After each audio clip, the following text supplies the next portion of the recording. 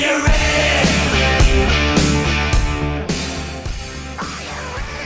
All right, well, joining us once again, during, I guess, what is a new coach's show. I don't have the camera presence that Ward Hilger has. I apologize for that, Coach. But Coach Francis Angelo joining us as we talk Wings hockey and a huge week at the showcase over in Blaine, Minnesota. Coach, before we get into the games, and let's talk a little bit about what the showcase really means for the players and what an opportunity it is for them to really, have the spotlight on them and all the exposure that they get.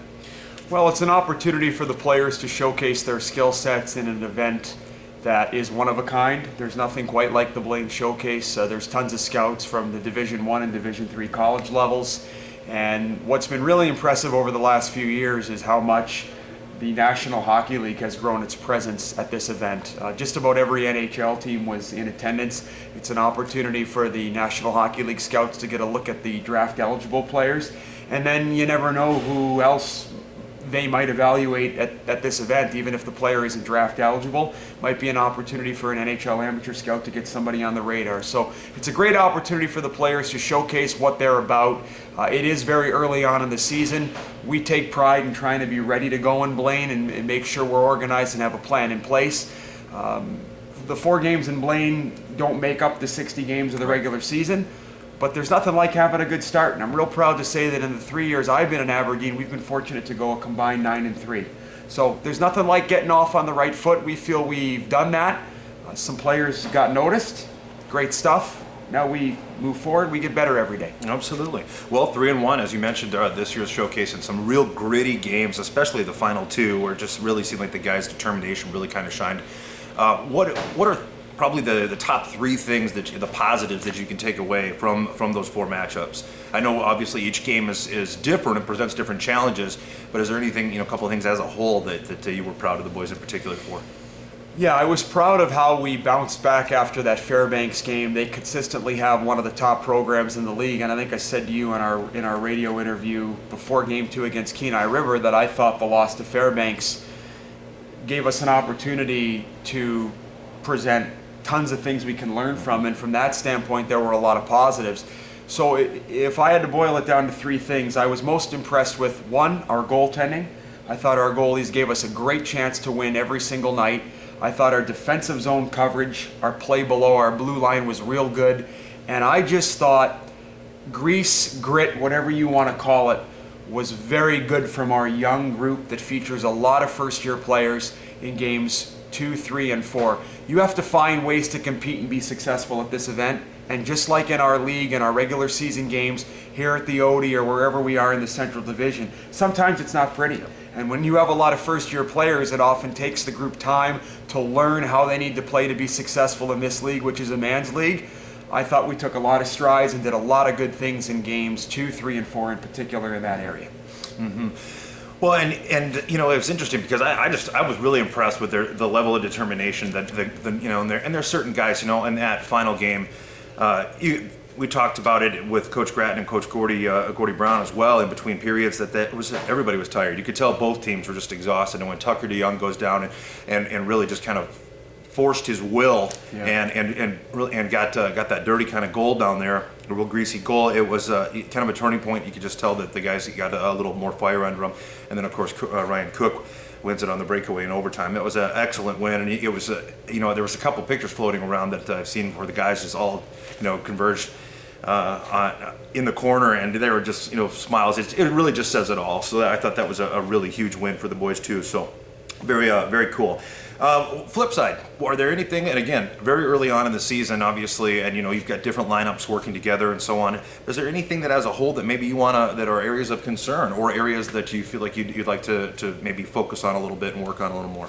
Well, we're a team that's built to play a speed game and a pace game, and to do that, you've got to open up white ice and develop scoring chances.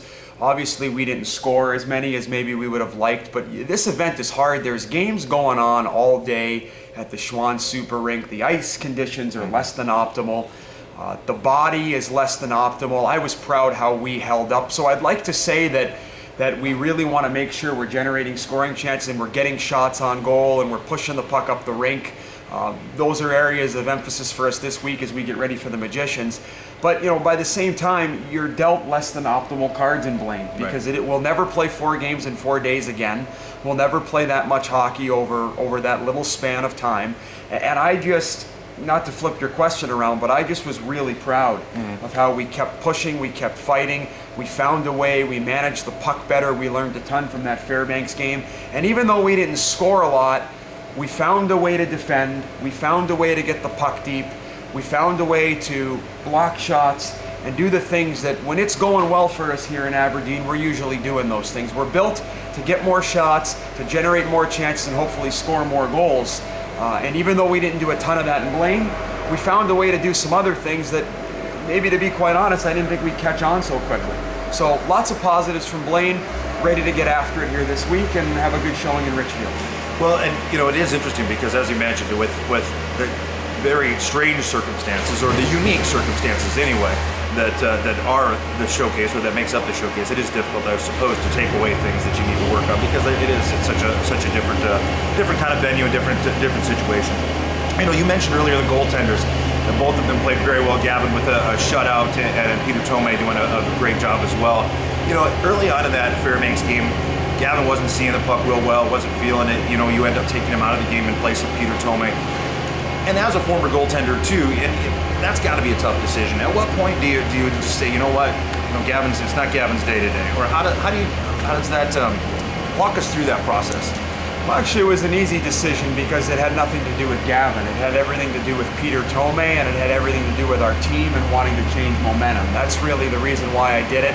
If we had kept Gavin in there, I have all the confidence in the world he would have found a way to fight through it and maybe bounce back. I did it because I wanted to see how Peter would respond. And sometimes you just need to do something in a game like that where you're a little bit frozen to change momentum. Sure. And Peter went in, he saw a shot right off the hop, right in his stomach. He controlled the rebound, and he was a big reason why that game ended 3-2 and maybe not more than 3-2. He made a number of key saves the rest of the way. So it didn't have very much to do, if anything, with Pistoza. It had everything to do with Tomei.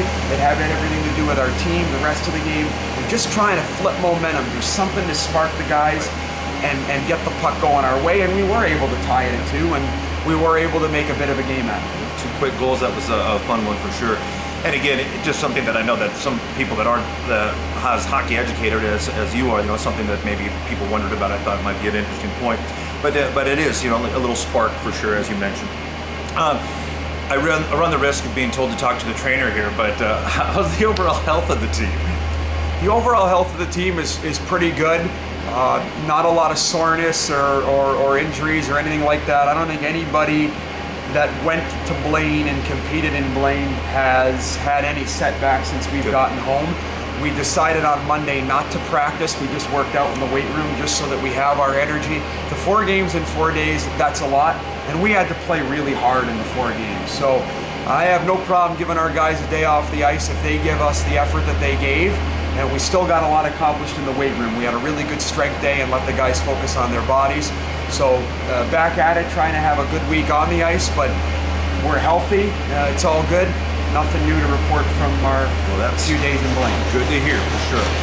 All right, roster moves. I know that for the listeners or people watching that might have some curiosity as to when the deadlines come up. When do you have to start making some moves and releasing some guys and deciding on some of the others? Or how can you kind of walk us through that timeline?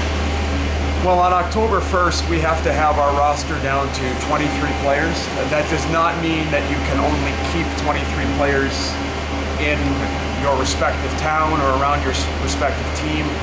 We're going to keep a few more than 23 around just because we still have some decisions to make. Some guys are making it real difficult, and we have to carry over injuries at the moment from the Topeka and Brookings weekends. So we'll have a few more than 23. We'll manage it the best we can. We'll keep the players in the loop. The rules in the league allow us to keep more than 23. We can just only have 23 on the roster at any one time. So that's on October 1st, and we'll just keep manage it and keep trying to make the players that we have here, give them opportunities to just get better every day. That's really what it's about at this point, and That's what it's about all the way through February and March. Well, and when guys are making those decisions difficult, that's a good problem to have. Yeah, and you can manage it as long as you're honest with the players and they know where they stand. And that's one thing that we try to do a good job of here is maintain an open line of communication with the players. So if we're not pulling them in, they can come and see us, and they know everything that we do around here. There's very few secrets in that dressing room. Okay. Well, moving forward, we got a trip to Richfield, Minnesota to take on the Minnesota Magicians, new to the Central Division, but not a foe that you have obviously played quite a bit last year. What do you know about the Magicians? What are some keys? Early on in the week, I would imagine, for you to really have any kind of game plan. But what do you know about this team, and how do you approach this weekend? Well, they're a good team. They work hard. I would say that they have a little more firepower maybe than they had last year. They've added some pieces that should help them push the pace and generate scoring chances and score some goals. They're typically a good team on the power play. They have real good balance to their lineup. They skate well. And I'm real happy that they're in our division. We play them the same number of times this year as we played last year, but they're in our division now. 6 teams in the Central. 4 teams are going to make the playoffs. 2 teams won't be there at the end of it all. I think it'll make the games even more competitive, not just this weekend against them, but all throughout the season moving forward. And we really created a nice, what was out of division rivalry with them last year, that will be a division rivalry this year. The games were way more physical than I thought, way more greasy in the tight spaces than I thought, and I expect that to carry over into Richfield this weekend in games 1 and 2 against them. 1 and 2 of 8, right? We play them 8 times, and then we're back here at home against them the following weekend. So our our next 4 are against the same team. So I imagine tempers will be high by the time we get to Saturday or next weekend when they come here to us. You're going to get to know them well in a hurry. It's interesting that you say that, because I always thought that last year, upon the first couple of meetings, it was like, man, there just seemed like there was a lot of aggressive play and so on for teams there are 2 teams that really hadn't seen a whole lot of each other. All right, well, Coach, is there anything else that you want to add on today's Coaches Show? No, not much. I was really proud of the effort in Blaine. I'm just really proud of the fact that, the last 3 years we're 9 and 3 combined in Blaine, because there's nothing like starting off on the right foot. Being 3 and 1 is better than being 1 and 3. Oh, yeah. Good start to the season, but to keep it in perspective, and we've talked to the guys about this, it's 4 out of 60. And there's an awful long way to go. So the message doesn't change for us. We're trying to get 3 to 5% better every day this week. We got to recognize that the Minnesota Magicians will be a better team on Friday when we see them than they were in Blaine, and hopefully we'll be a little bit better too. So I'm excited for a great week, and hopefully a pair of real good competitive games in Richmond. All right. Well, Coach, best of luck this weekend, and thanks everybody for watching and listening, and we'll catch you again next week.